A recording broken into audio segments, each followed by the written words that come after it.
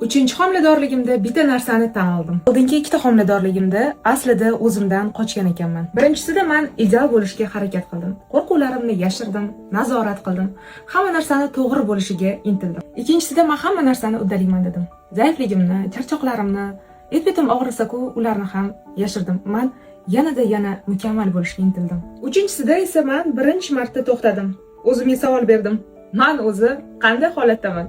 Bu holat menga nima uchun berilgan? Bu safar esa bolani emas, o'zimni ko'proq o'ylashni boshladim. Bu safar homilador ekanligingni bildirmaslik, har doim resurs holatda hamma narsaga ulgurib yurish emas, balki zaifliklaringni, uyqung kelsa uxlashni, charchasang charchadim deyishni o'rganish bilan teng bildim. Bu safar o'zimni o'qqa urishni emas, balki o'zim sevgan mashg'ulotlar bilan shug'ullanishni, ko'proq ilm olishni, kitob o'qishni, insonlarga foydali bilimlarni ulashishni tanladim. Bu safar bola meniki degan emas, balki farzand Allohning bir ne'mati, men esa shunchaki uni bu dunyoga keltirishga sababchi bir insonman deb qabul qildim. Ya'ni bu safar men o'zimni ko'proq tanladim. O'zimni holatimni, o'zimni his-tuyg'ularimni, bu dunyoda nima uchun yashayotganimni ko'proq his qilishni boshladim.